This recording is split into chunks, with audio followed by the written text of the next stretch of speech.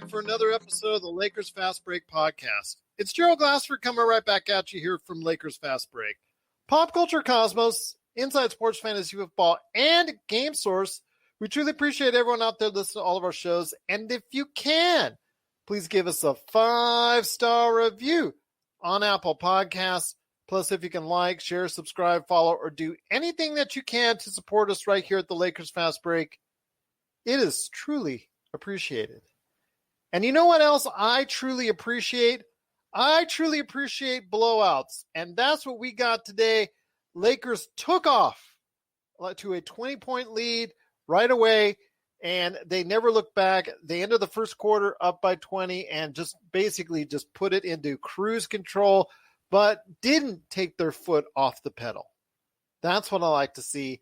They had the score as high as into the mid-30s, and you know what? They got an easy win over the Golden State Warriors, 117-91. Just truly an enjoyable game to watch throughout the entire thing. Just the defense was there, and it stayed there, and it stuck there, and that's what I like to see. Easy transition points. Three-point shooting was okay. I will take it. It wasn't the best, but again, you know what? This is the Lakers, so we'll take 35.5% on days like these where they're creating so much havoc on the defense and also just creating so much work for Steph Curry to try and operate. And yes, Alex Caruso did have a happy birthday, although, man, he was looking pretty shaky in that first quarter there. He was the only one missing bunnies, missing shots, right and left. Did he just turn 38 right away? Oh, no, he just turned 27. Too much cake, baby. Too much cake. Too much cake. But then he came around a little bit. So everyone on the team had a good contribution. LeBron James, really solid. Didn't have to work too hard, and that's the most important thing. He got a nice break as far as only having to play 24 minutes in the game, and that's really what you want to see. Dennis Schroeder, pretty solid with his 12 points. Again, no real standouts. They played well as a team, and this is what we need to see. As Jamie says it best, the LakerTom load management system that's when it works out best. And here today to talk about the game and so much more is our good friends indeed. First off, he's the man behind 5 great things. No, not 5 strange things. 5 great things that you see each and every time at Lakerholics.com. He's only known as the Admiral right now because there's no trap. It's Jamie Sweet. And Jamie, I've got a question for you. Back in January, when the Lakers played Golden State at the Staples Center with AD, with a full roster, they managed to lose by 2. Flash forward a little over a month later, without AD, and just coming off that win on Friday, but before that they've been playing, obviously, as you know, real lousy. They win by 26. What's the difference? I mean, I think half of that is effort. The thing, it's one of the things we talked about after the Portland game. Also just better execution. I thought that we executed as well in the first half as we have in over a month. And I also think Golden State looked like we looked against teams like Washington, and they just didn't. They never had energy this whole game. A little bit to start the game, and then once we kind of took them out of their comfort zone on defense, they never got back into their comfort zone. Yeah. And once we opened up, I think they led 1-0, and that was about the only lead they ever had. And after that, we led essentially fire to wire, except for the first 48 seconds or whatever. Yeah, we jumped out to a 15-point lead early, and then they closed it within to about 8. Yeah. And then we just took off from there. By the end of the first quarter, we were up by 20. So definitely was a great way to do it because, again, the defense has been there, as Tom and I have argued back and forth and alluded to. But you know what? It is the number 1 defense in a league that's not playing any defense. And even there were times today where the Lakers just let up layups that are just going like, okay. There were some breakdowns in communication. This team has a lot of breakdowns on communication on the defensive end, which, get a little more worrisome as the season goes on. Those are the sort of things you would like to see. Which is so funny because I was hearing a game the other day, and you know what? They were complimenting the Lakers on their defense, and because of the reason why they cited was their communication. So that's they what try. I want to. But the breakdowns are what break it all. Well, it just shows you when you don't look at the Lakers firsthand on an every game basis, there's this wide synopsis of what the Lakers, they think they are. But it just takes, you have to look, it's like with any team, you have to look and watch them every single game to really truly understand what this team is. And again, when this team is making those transitions, baskets real easy, turning the ball over, as far as those creating those turnovers and doing everything they can on the defensive end, that's when you see just this team really go into action, and it makes life so much easier. And it takes a lot of pressure off them when they shoot 3-pointers because they know that they're getting baskets in different ways. So it's really good to see. But also here today to talk about the game as well is a good man. He's the mastermind behind LakerHolics.com. You got to go ahead and check out what he's doing today, not only on his Medium.com site, but also LakerHolics.com. It is LakerTom. And LakerTom, I see the big smile on your face ever since you popped up here on StreamYard. I can tell that you're a happy man. Well, this is the kind of game that I love more than any other game, It's the game I love more than any other game. Yeah, I tell you what really impressed me was they did the exact same thing in the first quarter that they did in the last game to win in the second half. And that is the defense was just terrific, and LeBron was playing middle linebacker. I think that's a perfect description for how he played, because there were two perfect instances where he anticipated a pass and grabbed that pass and tipped it ahead and ignited fast breaks that in both cases he finished with layups. But it's just that vision, it's that smarts and that anticipation of knowing where that ball's going to go, where the next pass is going to go, and he just makes that jump just like a middle linebacker intercepting a pass or knocking one down. Terrific game all the way around. I had the same feeling about Alex, is wondering did he eat too much cake before the game, knowing it was his birthday, because he came out and didn't play very well at all at the start. Yeah. But there was again some great signs to see. Kenny hitting a long high arcing three in the middle of the third quarter, I think, and Morris hitting a couple of threes. Gasol at the start of the game was really good. And so, Kenny kept missing layups at the start of the game. I couldn't believe how many layups he seemed to miss. Damian Jones came in and played very well, I thought. Got a couple of blocks. I watched him on his defensive. I watched him cut off a couple of guys on drives on the baseline, and I thought he did a pretty good job. He made his free throws, which always impresses me for big men who just generally aren't good free throw shooters. So we'll see if he lasts. And, it's good. I think it's kind of tough to get your 10-day contract right before the 9-day vacation, because, he doesn't get many. He's only going to get two more games to show what he can do. But that may be enough to get him, a second 10-day contract. Just depends what happens. But this is a great game. The Lakers, I think what I really liked most about the game was the load management aspects about it, and watching the bench, how thrilled they were and how much fun the guys were having. That was what we were really missing during that 10-game stretch that started with the 3 overtime wins and ended with the 4 losses, is we weren't having fun. The guys weren't having fun, and they weren't engaged in everything that was happening in the game and so forth. It seemed like we were instead turned into grumble bums, grouching about every foul call and so forth. And speaking of foul calls, I can't believe the NBA call on Steph Curry. That was obviously a flagrant one, and they say, a player can jump forward. They need to change that rule so that a player can move forward in a natural shot attempt. But when you lunge forward like that should never be called. And I give credit I don't get the LA announcers. I got the Golden State announcers, and I gave credit to them that they called it right like it was. Jim Barnett said, "Hey man, that's an offensive foul on Curry," and he couldn't. That's what they were saying on the national. That's right. It was Jefferson. I guess it was RJ saying that. Yeah. It was RJ, and I think it was Mike Breen. Yeah. Mike Breen always calls Laker games, pretty much. Yeah. Yeah. So great for the New York Knickerbockers there. But they did a great job on the Curry in the first part of the game. They came out, they had a plan on him the same way. They played him really well. Tough guy to start, he got a couple of those 4-point plays. Man, the defense looked good. The offense looked good. LeBron has a bounce to his step still. We got 2 games to go. Let's win those 2 games and take off for the All-Star game and be ready to come back. There was an announcement that Anthony Davis will be back in 2 weeks. They expect him back in 2 weeks, which happens to be exactly 4 weeks. It's actually the same day, March 14th, like I said last time. So with hope, he'll be able to be in there in the first few games after the All-Star break.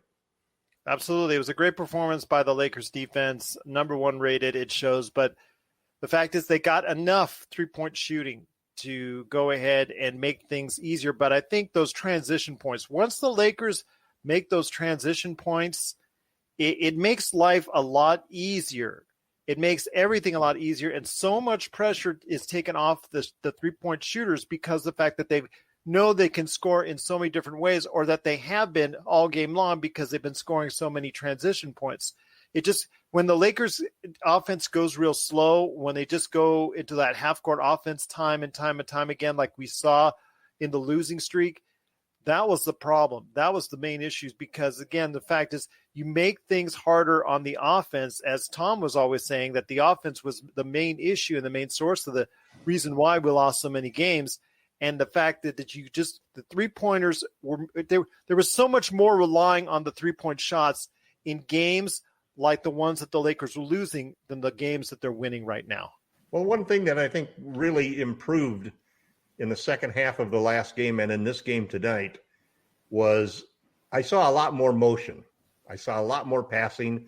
There wasn't the standing around. There wasn't the pitching the ball to LeBron on the sideline. Isolation. You would see him give it up. You can't get away from that. But basically, and also the other thing I saw was every time LeBron got the ball in the backcourt, he immediately forwarded the ball to whoever was playing point guard.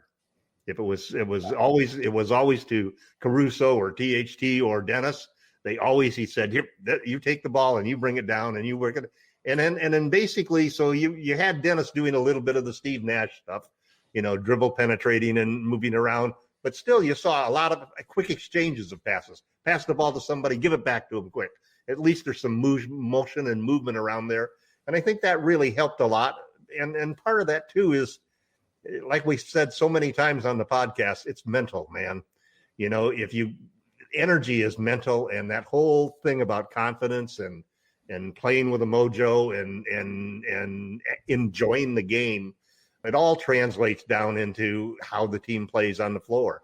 I saw that, I think it was RJ before the game that made the comment that the Lakers, will find out tonight whether the Lakers are whether that was a blip that they did against the second half of the last game, or whether they'll just regress back into being an uninspired, team that just was waiting for the All-Star break.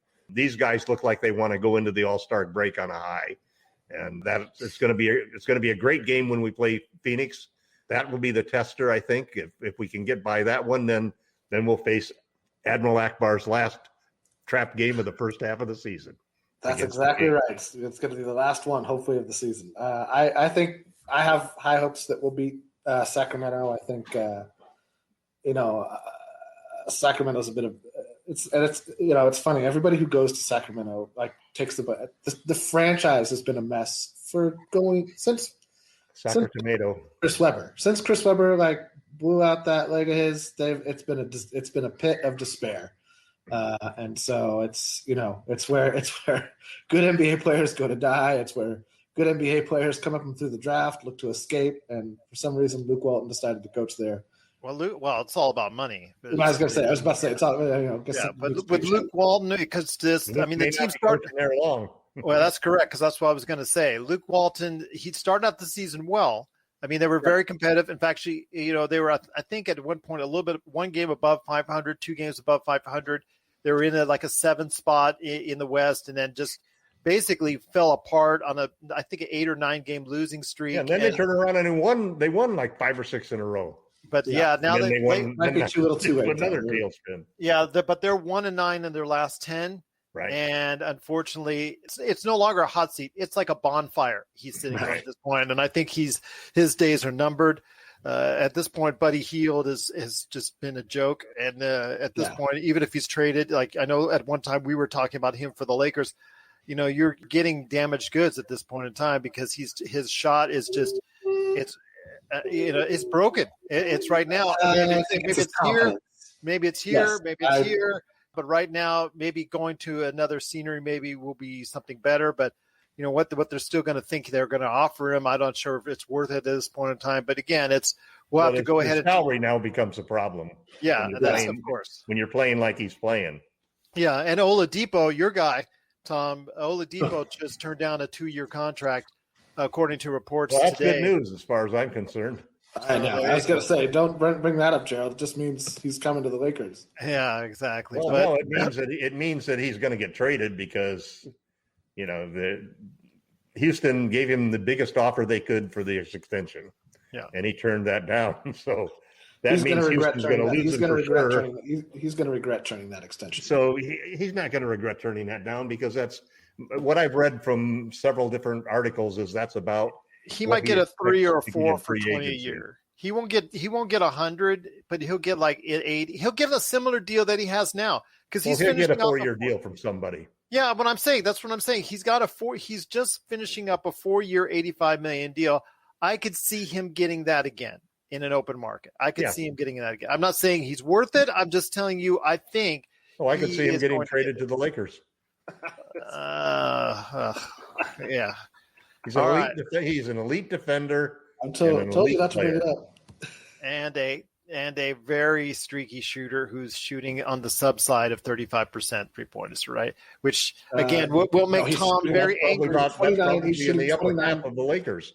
He's shooting 29.5% from 3 this season. Yeah, see, so that's not even 30%. 39% from the floor. He's shooting terribly. Yeah, so I mean that's just going to mean another headache for Lakers. He's going to get awarded a $20 million deal. He doesn't want to be. All right, one at a time. Change of scenery can do wonders for people. We said that. You said that about Marc Gasol. You said that about Marc Gasol, and he has until the season. Well, there's all sorts of examples on the other side. There was Markieff Morris, who you downed last year, and who came through in the playoffs, was a real third best player in the team, maybe. And who is now not the third best team on the team, or third best player on the team. No, he was nobody's still a valuable player because you have to look at the positional opportunities that people have, but what he does for Anthony Davis. I think you're forgetting about Rajon Rondo, Tom. I think you forgot all about Rondo when you made that statement. Oh, as far as the third best player? Yeah, well, also KCP too also had a terrific series. Caruso but let's put it this way: he was one of the 5 best. He was one of the 5 players.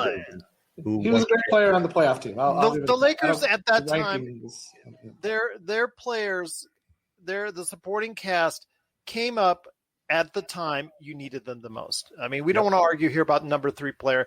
I always said that, I said we could no longer. No, I retract the third player. I'd say he was the 5th best player in the team. The number 3 player for me last year was the entire supporting cast because they all came to play and they all raised the level of their game. Even though their shooting wasn't there, they raised the other levels of the game to go ahead and help this team win a championship. That's what they did. Well, the smaller guys did. The bigger guys didn't. Wow, Kuzma even contributed. Kuzma contributed. They all make contributions. They all make contributions during that final. So you're trying to change history, like RJ was saying that how important. Did you hear that big thing he went about how important McGee and Howard were to the Lakers championship run? Well, Howard was important during the regular season, but they were nothing during the championship. Howard was important during the Denver run. You got to admit, one of those things. That's the problem with these ESPN guys. They only watch a few Laker games. They don't really know what happened with the team last year or how they played in the playoffs, or they don't remember it, or they don't do the research or something. Everyone outside of McGee, you could argue with, had at least some point in the playoffs a good run. Even Howard had a good run again. Howard had a good run in Denver, and Portland. But that's what a team does. That's what a coach does. He takes those situational players and finds the situation that's best for them. Well, he takes the starter player who played every game the entire year and benches his butt because he wasn't worth it in the playoffs. Yeah, and that's what I'm saying. and he got played off of the floor. Yeah, that's what we're saying. We're not disagreeing with you on that. We said everyone but McGee. That's correct. Everyone but McGee. Howard, and that's why we didn't bring him back. Well, but why is this always going to an argument with your? Where are you going with this, Tom? We're not asking. He never wants us. He never wants us to give any credit to the big men from last year. We should be bringing JaVale McGee back. I'm not one of those people. I've never been one of those people. I don't think anybody on the podcast has ever advocated bringing JaVale McGee back. When he didn't play a minute in the We're advocating for Howard. You're advocating for Howard to come Those are back. two different players. That we're talking about two different people. They're two different players. Same applies to Howard. He's not coming back. We rejected him. He's playing in Philadelphia. We know that. He's playing in Philadelphia. There are other players. But again, this is a subject for another day because I want to go ahead and have a podcast where we can talk about who the Lakers can pick up feasibly. These are stuff that we need to talk about during the All-Star break because there's going to be plenty of time to talk and speculate on that because we're going to be starving for content at that point in time because, again, they shouldn't be going and playing an All-Star game in the first place, but that's my opinion. Is everybody getting 9 days off, or are they using some of that time to fill in games that people missed? No, I think they're taking games off, and they're adding. Some teams are having a pretty compressed schedule. Wow, some of those teams must have. Look at the whole schedule. It's some teams are having. I don't know. I don't know that they've made up every game. I'm not sure of what team has missed what amount of games. I know that Toronto's in the midst of it right now. They just had a game postponed because it's only if a game got fully postponed, and only a handful of teams have had games postponed outright. They've missed guys on the team and played anyway. So everybody's getting the same vacation, basically. Yeah. They're all getting 9 days off. They probably need it. Oh, yeah, tell me about it. Yeah, the Lakers certainly need it. This is Raphael from NBA Draft Junkies.com, and you are listening to the Lakers Fast Break. Check out what's been going on with the Pop Culture Cosmos Show and the PCC Multiverse. I see the potential for basically like another Netflix kind of paradigm shift where here comes this other major player. They have a ton of resources. Apple could change the way that entertainment is consumed. They say it's the only time this year that you'll have stars from each brand battling each other, and we know it's not going to be the case, but they like to say that, and more power to them, I guess. Well, it's a big first step, bringing all those superheroes together. There were definitely some parts of the movie that I really enjoyed, and then there were some parts that I thought just kind of fell short of expectation. Part of it has to be something to do with how it's being promoted, and this is a thing where audiences do not agree with critics. That's the Pop Culture Cosmos Show. And the PCC Multiverse, every week on Apple Podcasts. And over a dozen of your favorite streaming and podcasting options. But, again, this is going to be something I want to talk about. The All-Star break is on the horizon, but there is 2 games left. We did talk about Sacramento and the roasting of Luke Walton, which we'll do hopefully during that game or after the game when we go ahead and have the podcast then. But you're right. There is still one major game left, and that is with Phoenix, who we should not underestimate, who is actually breathing down the necks of both the Clippers and the Lakers. They're at 21-11. They have the same amount of losses as the Lakers do. And I think people don't recognize that because the fact that, Phoenix is there? Phoenix is that good? Yes, Phoenix is that good. They're not doing it with smoke and mirrors. They're doing it with a lot of young, active players. Chris Paul is guiding them. Would have had Chris Paul on our team. Yeah, well, do you have $45 million on you? So there you go. We could have come up with enough players to do it. Would have been interesting. No, because Phoenix. He sure has a lot left in the tank, though, doesn't he? He seemingly, you think he's done and over with, and he managed to go ahead and find. No, he's playing as well as he did last year. Yeah, maybe more better, credit to him. Maybe better. More credit to him for that. Yeah. He's still playing at, like you said, a very high level, at an all-star level. So that's great for that team. But again, the Lakers better not overlook the Suns, or they'll get bitten by the Suns, and they'll get burned by the Suns. That's a better analogy. Yeah, better analogy right there for you. But I want to go ahead before we head on out. How can the Lakers stay focused? Jamie, what do they need to do to stay focused for the next couple of games to close out strong? Because right now, 2 losses in a row, and they're back down to 4th place. Yeah, I think they just need to, not look ahead. They just need to take each game as it comes, not look ahead to that All-Star break, not look ahead to that trip to Cancun or, Catalina or wherever they're going to go. Okay, Ted. Wherever they're going to go, Ted. Yes. They just elected him, so they're stuck with him for another spell. So sorry, Texas. Hashtag not sorry. He spent more time in Cancun and Orlando than he has his own state in his time at Meat. But he had a COVID excuse for going to Orlando. Yeah, I will say that is not a problem unique to Ted Cruz. That's a problem unique to. Yeah. Well, let's get back to the Lakers. Back to the Lakers. I can't single Ted out for that one. That's like who does their job well in the Senate? Not many. Anyway, I think if they take it one game at a time, execute on defense like we've seen them executing on defense in the last game and a half, 2 games. I mean, honestly, when we play like we played on defense, I take us against any team in the association. I think Philly gives us a hard run because we don't have anybody, and this is, again, not unique to us. Nobody has a player that can contain Embiid. He's too good. He's too big. He has too many skills. The only thing you can hope is that he's hurt. Or like Jokic, you can get him in foul trouble. Those that's it. That's your strategy against guys like that. And you see Simmons, how well he plays defense. He locked up Doncic the other day, really made his life miserable, and then that's how they won. But then there are other games where Philadelphia just doesn't show up. I mean, you see that their record should be much better than what it is personally, because I think that they have a team that surrounds Embiid now that should deserve a better record than it is. I don't know what happens to them. They really just flip that switch off. I'm going to see if I can reach out to somebody that really knows the Sixers, because, again, I think their record should be a lot better than what it is. I mean, that's true of every team in this. I was going to say the same thing, Jamie.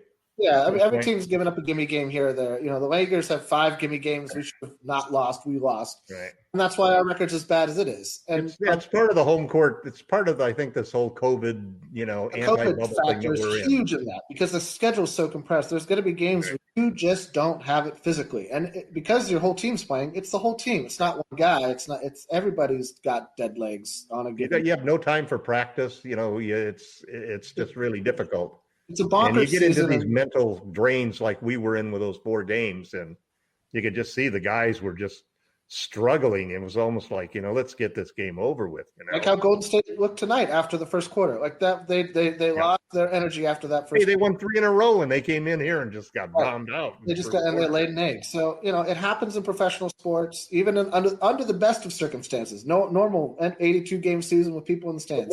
It seems like there's more blowouts this season than normal. I wonder if that's been true. I wonder if that's because coaches pull the plug a little earlier than they have, because they know that any minute of rest they can get their best guys is a minute of rest that is it's a bonus minute down the road. And so, I mean, it'd be interesting to hear from coaches post this season, like what they did differently. All right, my daughter's yelling at me, so no worries.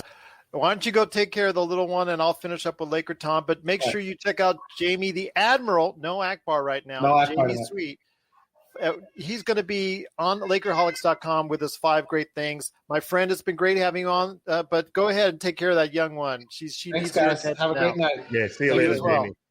All right, LakerTom. Speaking of which, LakerHolics.com. Before we head on out, you got to go ahead and tell everybody what you're looking to go ahead and talk about and write about at LakerHolics.com. Well, I got an article that's going to come out tomorrow. The main theme of the article is that I happen to think that the Lakers need to make a big move, because I think that the Brooklyn Nets are now the favorites to win the championship. And I think a lot of it goes with the fact that 3 superstars gives them an edge that you don't see the Lakers or the Clippers have. Because if the Lakers or Clippers lose one of their 2 superstars, we saw what could happen. And yet we're watching a Nets team basically that's just playing 2 of their 3 superstars. They're only playing 1 last night. Yeah, they only played 1 last night. And they still have those games just like everybody seems to have that are erratic. And I think it's funny that the Lakers' little stretch came when they lost those games all in a row, was sort of, other than that, we have probably had the fewest number of situations where we really just came in and couldn't survive games. I mean, the fact that we were in that streak and we still won those 3 overtime games, we could have had a horrible streak in there. We could have 3 more losses very easily, on our record. I think what the Lakers need to do going forward is just exactly what they're doing right now. I think they're in a good frame of mind. You watch the bench and you watch LeBron and you watch AD talking on the bench. You see the players rushing to help their teammates up.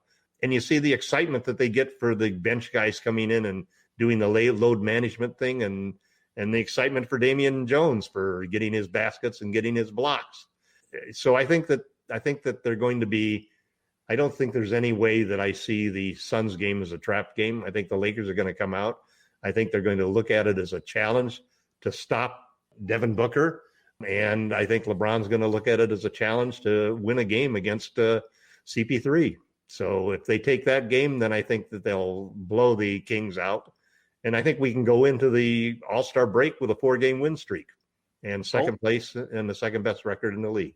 I'm hoping so as well, my friend. I mean, because Utah, that's out of reach. Utah has just been playing so well continuously. They did have a slip up the other day, but they did come back against Orlando. And credit to them for keeping that mindset. They've been doing it better than anybody, keeping that mindset. Well, they've got they've got that continuity that you get, and a lack of injuries, perfect health, perfect continuity. And the guys like each other. They playing share with the each ball. other. Yeah, they're great. And I'm glad you got a chance to see them, because it's something I've been seeing all season with them that the Lakers showed today. I still think the problem in the playoffs, and this is another reason why I think it's so important for the Lakers to get at least another player who's an all-star. The playoffs are all about superstars. That's why I don't think the Jazz, are going to be able to survive the Western Conference Finals, even with home court advantage. I think the Lakers and the Clippers are both going to be trying hard to improve the team. And that's not to say that other teams aren't going to. The Bucks are going to be looking to try to add people. The Sixers are going to be looking to add people. The Nets. Everybody who's a competing team is going to be looking for ways to upgrade their roster. And all of it is part of an arms race that I think the Nets have started because of having those 3 superstars. The Nets themselves are going to be competing with all of us for role players, because if you can't get a third superstar, then you definitely want to upgrade your role players. And in the Lakers' case, get a real shot blocker who can protect the rim. And most importantly, get some volume 3-point shooters so that we don't have to, lose the 3-point differential by huge amounts when we play the Clippers, the Jazz, and the Nets, who are 3 of the top 4 teams in 3-point differential. So it's going to be an exciting second half of the season. Kind of boring having 9 days off. I hadn't thought about what we're going to talk about on the podcast, but it'll be good. We'll have some good opportunity to do different things. I'll think of something. I'm sure you will. And you'll never be at a loss to talk. I know you, Nope. LakerTom, especially about the Lakers. But look for LakerTom's articles on his medium.com site and also Lakerholics.com. It was a definitive and defining win pretty much throughout the Golden State Warriors only got one chance to lead the game, and that was at 1-0. In fact, they didn't score more than 25 points in any quarter tonight, as Jamie put it. They're really just a dominant defensive performance. And then again, the fact that they were just in so many transition points, that's what you want to see. You want to see them running, because that's what the Lakers really do best, is when they're on the run. They are really hard to stop. They get those turnovers. They really go ahead and get that ball moving. Then it leads to more passing as far as when they're in a half-court offense. It leads to more confident shooting, and it doesn't force things to go haywire like we've seen so many times in recent weeks. If they can shoot 35% like they did tonight, and they create that type of defense and those type of turnovers, you know what? The Lakers can compete with anybody out there in the NBA.